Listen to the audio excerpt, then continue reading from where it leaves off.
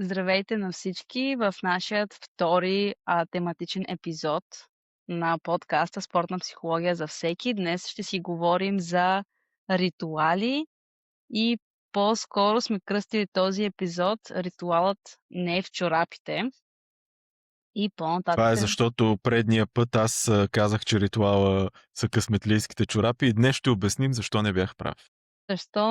защо не в чорапите. Аз съм Моника Колева, спортен психолог и заедно с Владимир Новков, също спортен психолог, разнищваме различни практични теми, които може да приложите в ежедневието си, бидейки спортисти и не.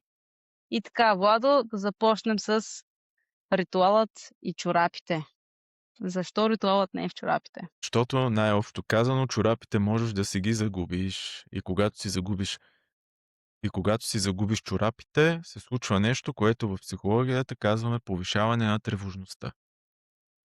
Да си повишиш тревожността точно преди важна среща или важна презентация е последното нещо, което искаш. Реално погледнато трябва да търсим оптималното ниво на вълнение, за което си говорихме в предния ни епизод. А когато имаш късметлийските чорапи и изведнъж късметлийските чорапи изчезнат, тогава вече става проблем. Не дай си Боже. Също така, това, което си говорихме с теб в предварителния разговор, аз имам чувството, че бъркаме ритуала със суеверието. Много спортисти смятам, че имат суеверни поведения и за разлика от ритуала, суеверието носи в себе си очаквания за резултат. Било то късметлийските чорапи ще ми носят късмет. Между другото, точно това, което го казваш, има едно белгийско проучване, което казва, че над 75% от спортистите имат поне едно суеверие. И колкото по-важен матча, толкова повече суеверията излизат на преден план, което е много показателно, защото ние тук си говорим за един много класически механизъм ти да имаш вътрешно усещане за контрол над ситуацията, над една ситуация, която е неконтролируема, особено когато става въпрос за спорт на по-високо ниво, когато всички са тренирали и ти знаеш, че много малки неща могат да наклонят везната в една или друга посока. Обаче, виж, това число е огромно. Това са 75%, 3 от 4, значи от един футболен отбор 22 човека, представи си, че сигурно 3-4 нямат някакво суеверие, нещо щастливо, което в един момент може да се окаже проблем.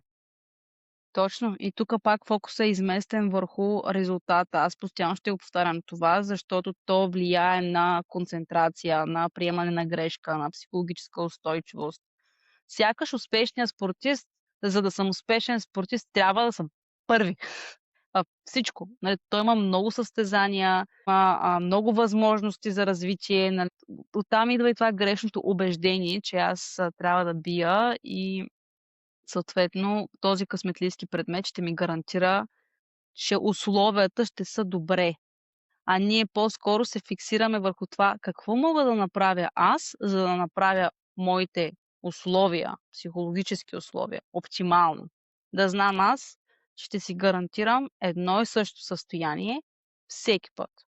Точно така, и защото обикновенно те спортистите някак си достигат до това нещо, защото дори да речем, като имаш късметлийските чорапи, той казва, аз сега винаги си обувам първо левия чорап и чак след това обувам десния чорап, което означава, че те вече стигат горе-долу до идеята на това какво трябва да се случи в една добра рутина, защото ти винаги можеш първо да си обуеш левия чорап. И тук вече говорим за нещо, което е напълно в наш контрол. Проблемът е, ако трябва да е точно определения чорап. Ами сега като го казваш, нали, ето обувам ляв, после десен, т.е. имам серия от действия. В тези действия се крие, нали, процес, да го наречем, на медитация. Тоест, аз се концентрирам върху действието и това самото нещо най-малкото може да накара ума ми да отихне. Да ги няма онези мисли на: „Ти сега тренирали достатъчно, ще се справиш ли, пък опонентът еди-си какъв, пък съотборникът ти еди-си какво, пък ще вкарат ли в игра“ и прочее, и прочее. Ами то това е основната причина, поради която една добре изградена рутина всъщност работи, защото те тук, нали, съм си извадил, тя ти насочва първо вниманието към задачата, това, което ти казваш. От друга страна ти създава усещане за контрол в една неконтролируема и непредсказуема ситуация. И на трето място всъщност ти правят непознатата ситуация много по-позната. Ти използва една страхотна метафора, между другото, за тенис корта в предварителния ни разговор. Може би тук е момента да я кажеш. Да, че аз, нали, бидейки спортист, аз искам всички мои променливи да са под мой контрол. Нали, да не вали, корта да е тази настилка, която ми харесва, пък ако може да е хубава, съответно слънцето да не ми пече в очите, вятър да няма. И много често казвам на спортистите: окей, ритуалът ти предоставя твоя идеален корт. Ако ти изпълняваш, ако ти създадеш твоя ритуал или твоя нанес от ритуали, както ти казваш, рутина, впоследствие ти ще си създадеш перфектния корт, на който да играеш. Тоест, избираш променливите, които зависят от тебе. Арнолд Палмър има един велик голфър, между другото, който казва, че а, най-важното нещо за голфа са ти 6 инча между ушите. Всъщност, че нищо друго няма значение. Има, между другото, ние говорим за ритуали и за рутина. Дай да обясним всъщност каква е разликата, защото разлика има. Рутината е нанис от някакви ритуали, но какво е някои се кръстят преди някакво важно събитие. Аз това го разбирам по-скоро като ритуал, който е част от рутината. Ти как го виждаш? Ами ритуала е, защото е първо, че е нещо единично. Второ, че е, нали, на границата между а, вътрешния и външния локус на контрол. Реално ти е частичен някакси контрол. Нали? Ти можеш да се кръстиш и да си много вярваш, ама каквото Господ е решил, ти няма как да го знаеш. Но това нещо центрира. И когато си центриран, вече след това можеш да го използваш а, за доизграждане на рутината. Ако не го направиш, ще изпиташ някакъв дискомфорт и може би ще ти е трудно а, да се адаптираш към този за дискомфорт. От друга страна, обаче, е нещо, което ти винаги можеш да го направиш. Зависи изцяло от тебе. Сега, като си говорим и много, не знам защо се препращам към йога. Аз, нали, практикувам йога от много време и там виждам неща, които от психологията могат да се практикуват, да се тестват на постелката. И едно от нещата при хората, които практикуват йога, е ти да правиш йога, кажи речи 6 дена в седмицата, ако не всеки ден.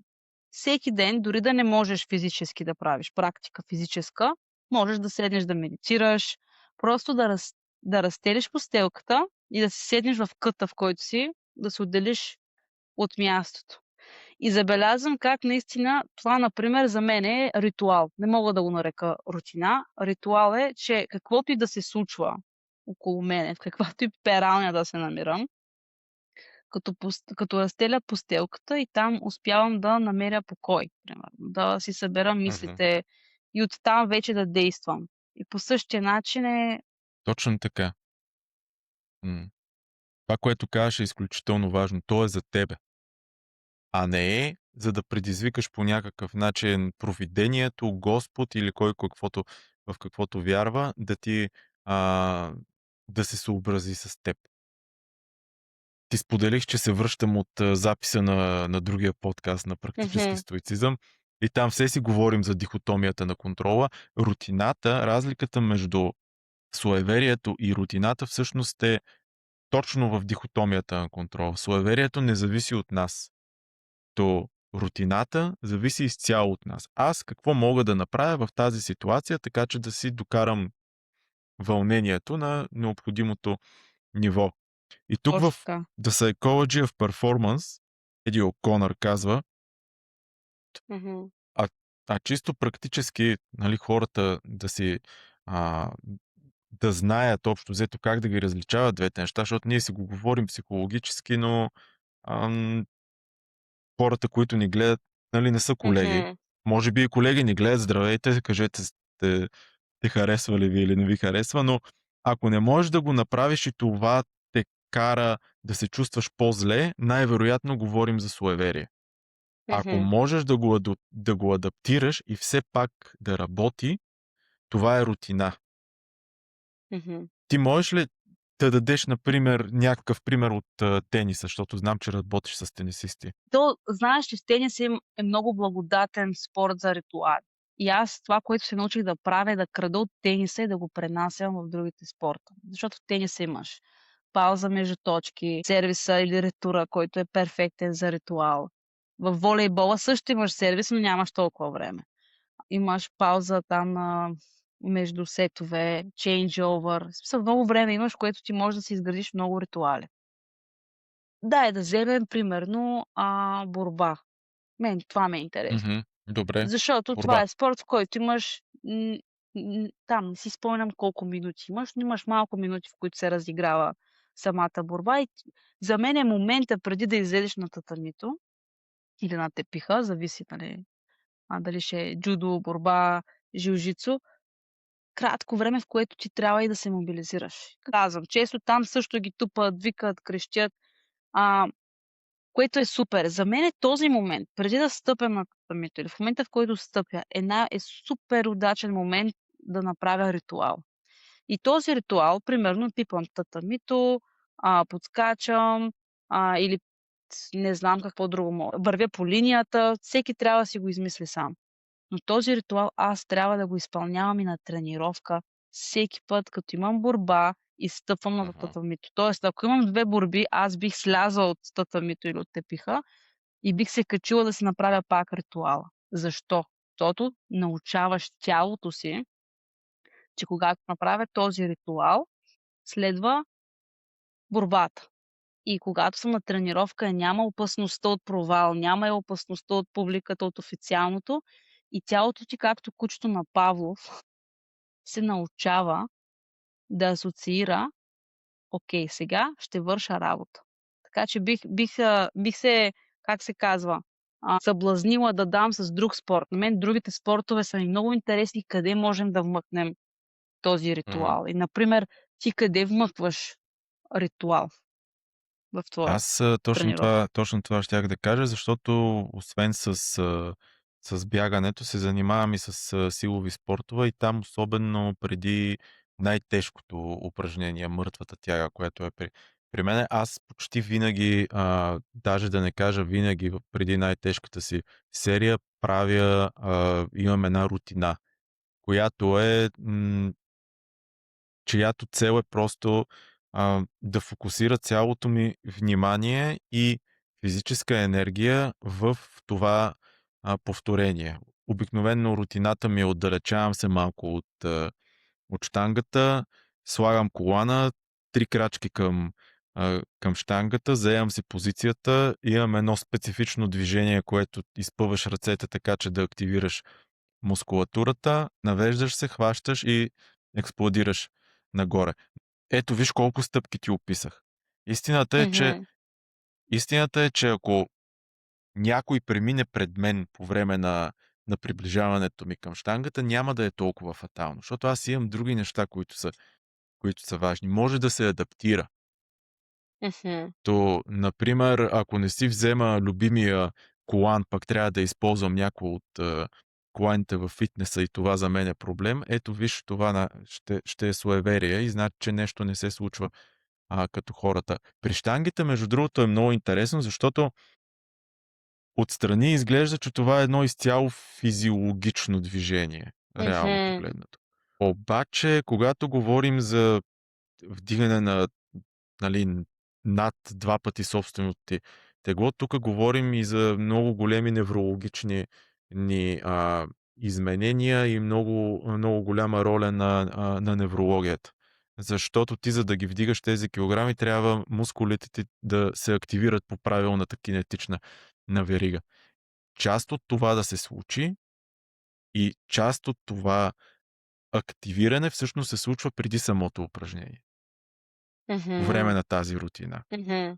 Защото ти, особено когато става въпрос вече за повторения с максимална тежест, тогава вече вкарваш и визуализация. Тоест ти си Тъкмо това щях да те представяш питам. тъкмо тоест ти си представяш това движение как ще се случи, но и как ще се усеща преди да го направиш. Точно, защото ти говориш за тази неврологична верига и тук визуализацията, както каза, и аз си мисля, че е много полезна за...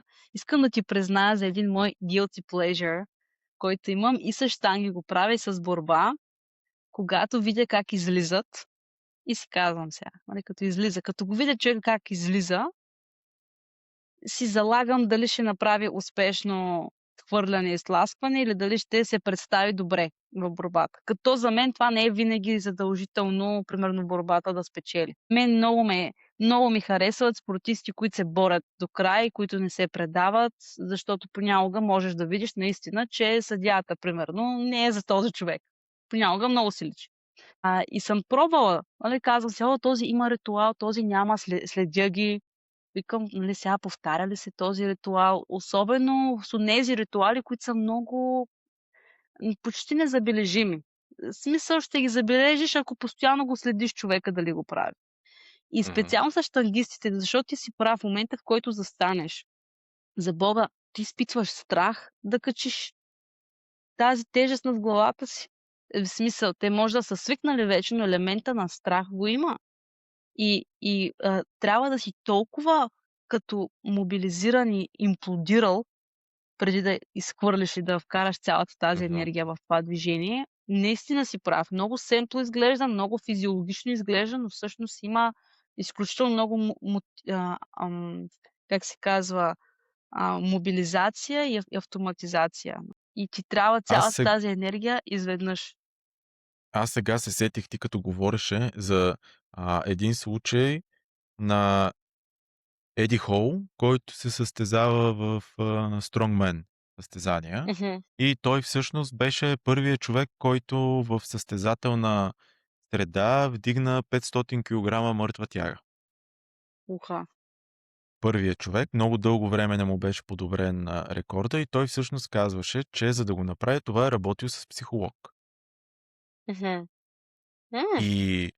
И психологическата работа, той разказа случая за, една жена, която, с нормално телосложение, кола затиска детето и тя успява да вдигне тази кола и да я премести така, че детето й а, да се да се освободи, като разбира се претърпява разкъсвания, травми и така нататък, на мускулатура и всичко останало. Въпросът е, че ти имаш повече сила в мускулите, отколкото мозъкът ти позволява, по принцип.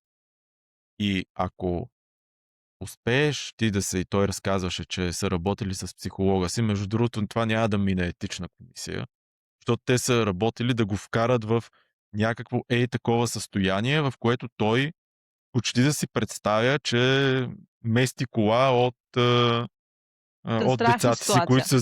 които са затиснати от тази щанга. Да. Примерно, той каза, че не е това, той каза, че е много по-страшно от това, но каза, че е работил с психолог точно за да изключи този централен гуверньор, каквато е теорията. Има една теория за централния гуверньор, всъщност да го изключи и да му позволи да не го направи това движение. И той Мгм. наистина, ако го гледаш повторението, то тече кръв от носа, след това 3 дена не знае, не можел да гледа, това все пак 500 килограма Майко, количество да. тяга. То със Но сигурност се ето пример. изисква и страшна психика да си аз винаги го казвам, да си професионален атлет не може да си много нормален. С кръга на шегата. В смисъл, малко трябва да си анормален, за да стигнеш до такива крайности. И да си гения в случая, в това, което правиш.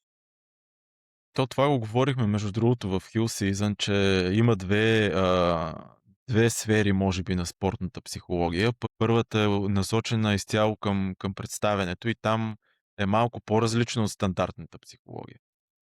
Мгм. Защото търсим представяне, т.е. най-добро представяне в един конкретен момент, както седи Хол, защото ако ти дойде клиент, няма да тръгнете да му обяснявате сега ще те научим как да си изключваш психиката и да ходиш да местиш колите и да си разкъсваш всички мускули. Това обикновено не се случва. Нали? Повечето психолози не Да, работим с това. да, абсолютно. Другото, което е дяла с физическата активност за здраве. Коренна разлика от психологията за перформанс. Просто коренна.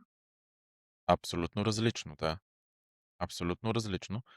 Тук съм изкарал, между другото, няколко вида рутини да говорим, ако искаш, за тези 4F и 4R техники на Киршенбаум и на Тейлър.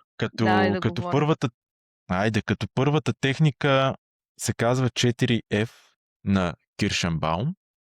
която е всъщност много може да помогне, ако направите грешка по време на състезание, например по време на футбол. Това е много характерно, между другото, и за футбола, който аз го играя, защото едно от най-трудните неща да научиш в аматьорския футбол е когато сбъркаш да не оставаш на същото място. Мгм. Губиш топката и много хора просто оставят на едно и също място и не се Замръзват. връщат Замръзват, да. Това и при децата ги забелязвам как играе сина ми понякога в футбол. С него се научихме, че изпуснеш ли топката, играта продължава. Но има техника за това. Нашия приятел Киршенбаум я е създал.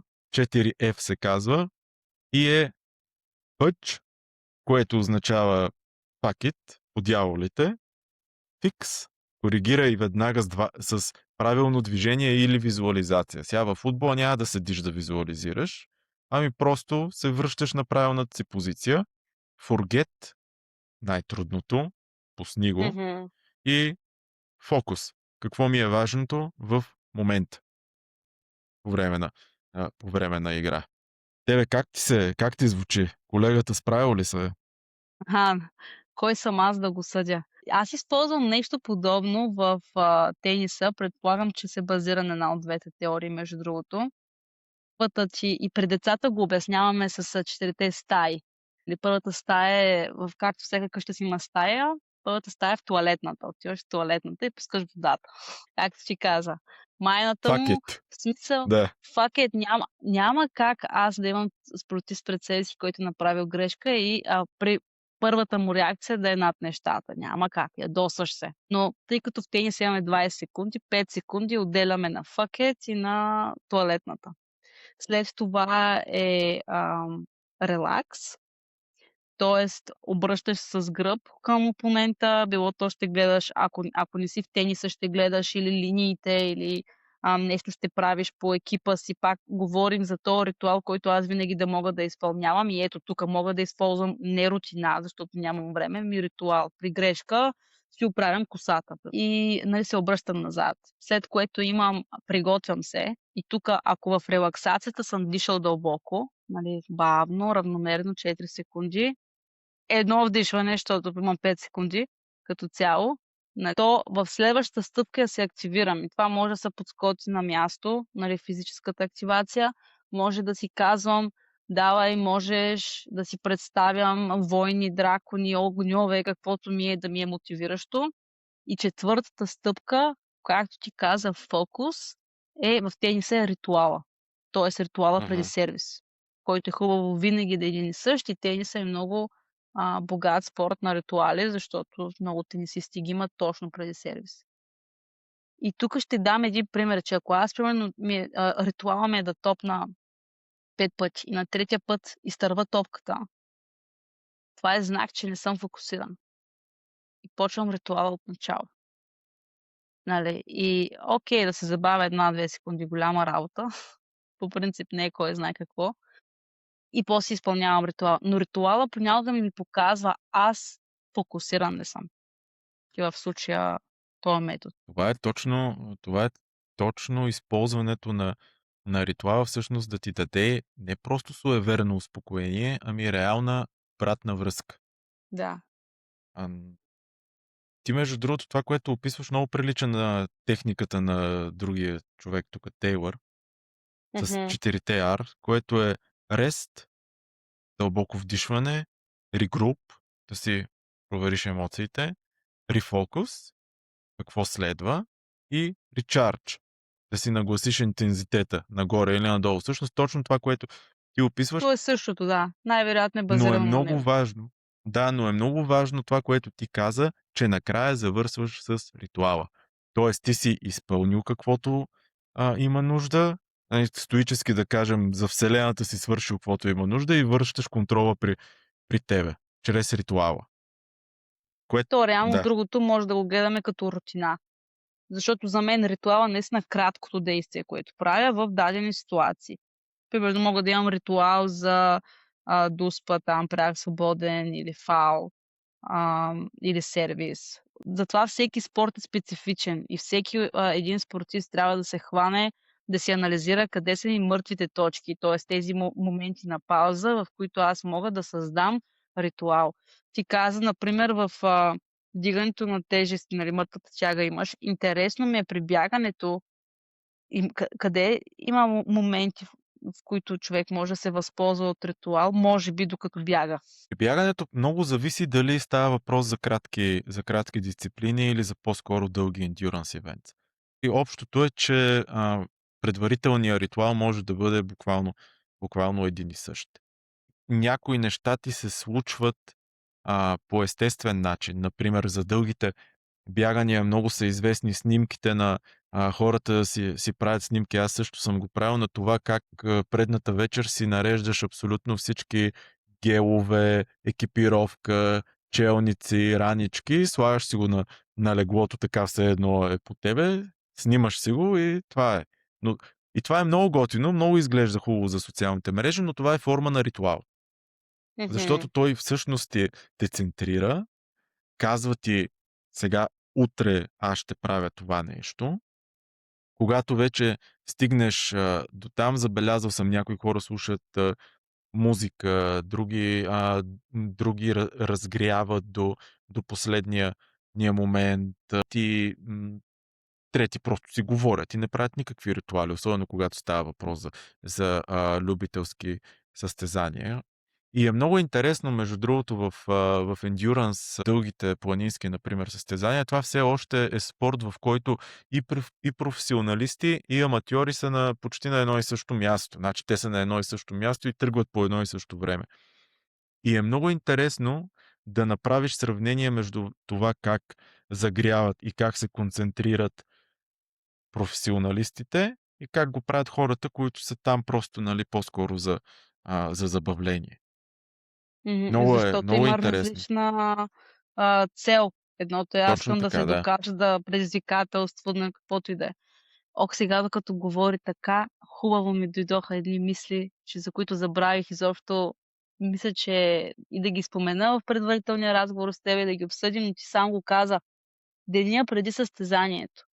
Когато иде реч за ритуали и рутина, винаги разглеждам какво правим деня преди състезанието, сутринта преди състезанието, когато стигна на състезанието, преди да изляза на подиума или да играя. Тоест, като съм наблюдавала професионални атлети, от книгата на Агаси си спомням този човек дали не се къпа 3-4 пъти преди да излезе на тенис корта, и то не защото му е нещо неприятно, ами самия ефект на водата как му влияе върху Мгм. тялото. Как си подреждаш, нали, чантата. Той каза: „Само аз си подреждам чантата, първо вкарвам това, после“. То е наистина като обсесивно-компулсивно разстройство, така изглежда, защото този ритуал ти полага да се заземиш. Също там говореше как строго определен човек му навива там кордажа. В смисъл, във високото спортно майсторство говорим за такива крайности. И е хубаво човек да оптимизира и предния ден, че в някои случаи закуската се оптимизират. Спомням се една футболистка яде овес и банан, защото където и да е по света, знае, че може да намери овес и банан, за да е сигурна, че стомаха й ще реагира по един и същи начин, нали, Да, на това е въпросното изключително важно. състезание. Между другото, в бягането е същото. А, Няма как някой друг да ти подготви геловете преди това. Хубаво е да консумираш има една приказка: „Не пробвай нови неща в деня на състезанието.“ Нищо Това ново, е това да. е закон. Това е закон. Не пробвай нови неща. Всичко трябва да е опитано. Пробването на новите неща са за тренировъчните бягания. Ти какво мислиш, сега тук съм си го изкарал, но има ли рутина след състезанието? Защото според мен е важно да имаш рутина и след състезанието. Само гениални изказвания в този епизод. Абсолютно. Ама наистина, защото ние си мислим само когато съм горе. А пък как слизам от черешата, никой не говори за това и после бърнаут. И то не само в спорта, ами и в цяло в ежедневието. Примерно, ако човек от понеделник до петък е на работа и събота и неделя отива на село да върши работа, Мгм. кога ще се почине? Шега на страна, но как почиваме? Или как аз се прибирам вкъщи и оставам работата извън вкъщи, например. По същия начин е със спортиста. Той след състезанието, особено след голямо състезание, според мен, и това можем да докоснем, съм напълно съгласна, че трябва да има рутина, за да може да смъкне интензитета. За мен спортистите са виртуози на Мгм. енергията. Те трябва да Мгм. знаят как и кога да се вдигат и как и кога да слизат. Ти имаш ли ритуал за слизане от черешата? Аз последните нямах, между другото, защото аз съм човек, който много цял живот общо взето е работил все от вкъщи. И когато работиш от вкъщи, нямаш такава. И трябва много добре всъщност да се научиш как да сваляш от работен режим на неработен. Ten режим и трябва да си доста по-дисциплиниран всъщност, отколкото ако ходиш на работа в офис и Мгм. просто а, и си стъпиш в къщата, защото го нямаш това ам, чисто географско разделение между работа и вкъщи. Аз даже Мгм. съм си го направил Мгм. сега, примерно там, където го записваме, това е в едно ми е по-отделено от спалнята местенце. Все пак съм си казал, че това е място за работа и като не съм там, основно не работя. Като съм тук, работя. От спорта, това, което правя от 1-2 години е сауната след тренировка Ух, супер. и след спорт. Ако мога, почти задължително сауна, и то не само заради позитивите за физиологичните положителни неща, а и заради факта, че ти влизаш вътре, махаш всички устройства, защото иначе ще ти се развалят устройствата, не можеш да си цъкаш по телефона. Срещала съм обаче хора, които все още явно не го Да, и знаят аз това. скоро видях. Ще го разберат в един момент. Мгм. И лягаш и 15 минути ти си на едно място, което ти е спокойствие, реално погледнато. Дори да има други хора, които си говорят така нататък, ти не си на телефона да цъкаш. И това ми се превърна на мен в посттренировъчния ритуал в последно време. Плюс това е супер полезен. В Да, друг да. епизод задължително ще си говорим за бърнаут, възстановяване и травми, защото все още стои, нали, колкото повече тренирам, толкова по-добри резултати ще имам. Не е така, трябва да мога да слизам. Дай да те върна в ковид времето, което имам чувството, че беше преди 100 години. Помниш ли колко беше смешно как хората работеха с, примерно, костюмчета там, бизнес casual, и отдолу съм планцунг или отдолу съм без Да. гащи и така нататък. И си спомням точно, че в един момент беше забавно, в един момент хората имаха нужда да се направят. Тоест аз, когато съм на работа от вкъщи, нали, да се облека с по-различни дрехи от пижамата, нали, за жените да си оправя косата, да си сложа грим или там, дори да се напарфюмирам. И тези малки ритуалчета ми помагат да разделя тук и сега от после, примерно, нали, от като свърша. Каза COVID ми беше много интересна ситуация, защото имаше преди време един много глупав филм Street Fighter, където играеше един актьор, който беше взел ролята, много добър актьор, латиноамериканец, който беше взел ролята само защото децата му много обичали тази игра Street Fighter и той там играе лошия, Байзън се казва. Лошия. И отива героинята при него и му казва: знаеш ли, помниш ли коя съм аз? Ти уби цялото ми семейство, изгори цялото ми село. И този човек я поглежда с цялото си актьорско майсторство и казва: за теб деня, в който Байзън изгори селото ти, беше най-важният ден в живота ти. За Байзън това беше вторник. И аз по време на COVID се чувствах точно по този начин, ако трябва да сме честни, защото Ти аз си работиш отдавна вкъщи. аз си работя от вкъщи, отдавна знам, че когато работиш от вкъщи, трябва да си на отделено място, трябва да си облечен като за работа, за да можеш след това Да, лесно да. да преминеш. Ама другите не го знаеха. Другите не го знаеха, да. Така че да, Тогава, за между Байзън е другото, вторник. успях да помогна на някои хора с съвети в това отношение, така че ако дойде още една пандемия, Да. ще можем да помогнем. О, Пак. ние ще сме доста подготвени според мене, но ако е след 100 години, вече тогава ще видим какво ще се случи. След 100 Когато години ще отворят забравят. YouTube, ще видят спортна психология за всеки и Да, и ще знаят какво да правят. А ако искаш, можем да помислим за някои примери от елитни спортисти, които имат ритуали. Аз тях той винаги ги ползвам за има вдъхновение. един пример. Има един пример за елитен спортист, който има Който има ритуали, всички който иска да ритуали. го напише в коментарите, но съм сигурен, че всички се Да, сещаме за да, един човек. да. Да, Рафаел той има Надал. всички ритуали. Точно. Добре, Ти ако обаче питаш след мен, той го него. направи популярен. Той Да, го направи популярно това нещо всъщност. точно така, прав си. Аз затова се чудя дали испанският тенис създаде Надал, т.е. с тези ритуали, или просто Надал, бидейки испанец, създаде ритуалите в тениса. Това е малкото като кокошката и яйцето. Най-вероятно ги е имало, но никой не ги е Спринтьорите изпробвал. спринтьорите имат ритуали, съм ги забелязал на Олимпийските игри много. И много помагат, особено когато става дума за експлозивни движения, защото един спринт много повече прилича на мъртвата тяга, отколкото прилича на маратонското бягане. Точно така. Мгм. И щангистите също имат ритуали, почти винаги. Или ако нямате, хубаво да имат. В смисъл, Или ако там не е нямате, чак хубаво да толкова имат. сякаш често. Аз като съм ги гледала, съм си харесала тук там е някой.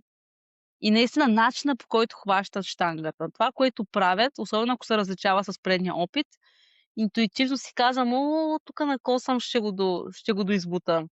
Много е интересно, препоръчвам да го пробвате. Аз пък ще дам един пример за ритуал, който приятеля ми видя. Казвам го, защото толкова съм опиляла на главата за ритуали. Не пиляла, споделяла. И гледахме гледахме Гладиатор филма. И той Филма с главно може F. би вече, да, може би към края на филма, не към края, но в средата ми обърна внимание, че главният герой има ритуал. Всеки път преди да излезе в битка. Аз бях толкова горда с него и все още съм. Защото, нали, човек може да ги забележи тези ритуали не само в спорта, но живия живот, в ежедневието. Всеки от нас може да си има ритуали, които да го заземяват и да изкарват от него най-доброто. Не е задължително да сме професионални спортисти или професионални гладиатори.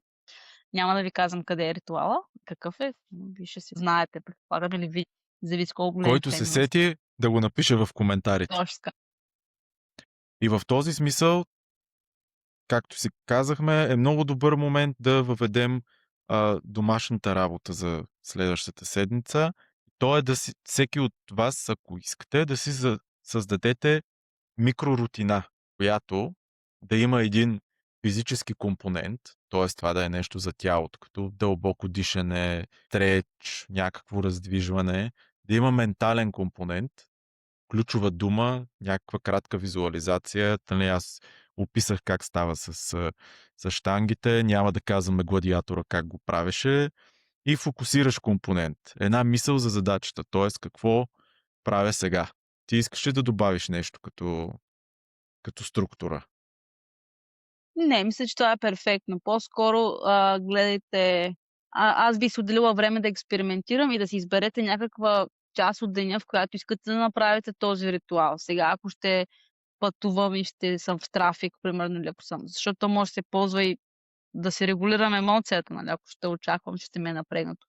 Преди презентация или работна среща, може да е, може, ако имате деца, този ритуал да е част от подготовката за детска градина или училище.